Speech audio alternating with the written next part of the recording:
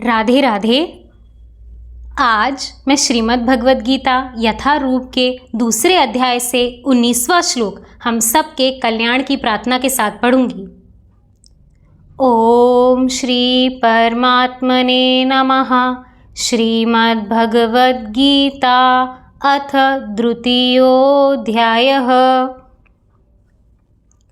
अगर मुझसे पढ़ने में या समझने में कुछ भी गलती हो जाए तो मैं केवल भगवान की ही मंदबुद्धि बालिका हूँ, ऐसा जानकर प्रभु मुझे बहुत क्षमा करें।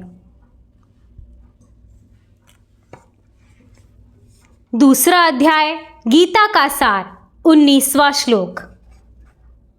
य एन वेत्ति हन्तारं यश्चैनैमन्यते हतम् उभौ तौ न विजानीतो न्याय हन्ति न हन्यते। जो इस जीवात्मा को मारने वाला समझता है तथा जो इसे मरा हुआ समझता है, वे दोनों ही अज्ञानी हैं, क्योंकि आत्मा ना तो मरता है और ना ही मारा जाता है। तात्पर्य: जब देहधारी जीव को किसी घातक हथियार से आघात पहुंचाया जाता है तो यह समझ लेना चाहिए कि शरीर के भीतर का जीवात्मा मरा नहीं। आत्मा इतना सूक्ष्म है कि इसे किसी तरह के भौतिक हथियार से मार पाना असंभव है, जैसा कि अगले श्लोकों से स्पष्ट हो जाएगा। ना ही जीवात्मा अपने आध्यात्मिक स्वरूप के कारण वध्य है। जिसे मारा जाता है या जिसे मरा हुआ समझा जाता है वह केवल शरीर होता है, किंतु इसका तात्पर्य शरीर के वध को प्रोत्साहित करना नहीं है। वैदिक आदेश है मा हिंसयात सर्वभूतानि, किसी भी जीव की हिंसा ना करो।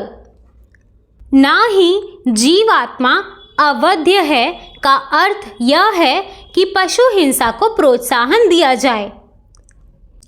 किसी भी जीव के शरीर की अनाधिकार हत्या करना निग्न है और राज्य तथा भगवत विधान के द्वारा दंडनीय है, किंतु अर्जुन को तो धर्म के नियमानुसार मारने के लिए नियुक्त किया जा रहा था, किसी पागलपनवश नहीं।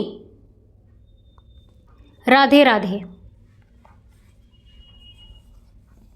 दोस्तों, हमारे शास्त्रों में स्पष्ट रूप से किसी भी जीव के शरीर की हत्या करना या उसके साथ किसी भी तरह की हिंसा करना अवैध बताया गया है।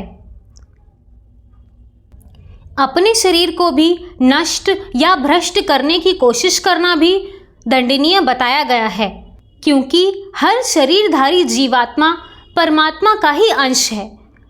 इसीलिए शरीर के साथ किसी भी तरह की हिंसात्मक क्रिया करने को गलत बताया गया है।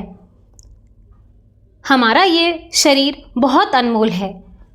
हमें अपने शरीर का ध्यान उसी तरह रखना चाहिए जैसे किसी तिजोरी में सोना रखा जाता है तो बाहर से उस तिजोरी को भी सुरक्षित और पवित्र रखने की कोशिश की जाती है। इसी तरह परमात्मा का जो अंश रूपी जीवात्मा हमारे इस शरीर में है तो हमारे शरीर का मोल और ज़्यादा बढ़ जाता है। इसी तरह भगवान की कृपा हम सब पर बनी रहे। राधे राधे।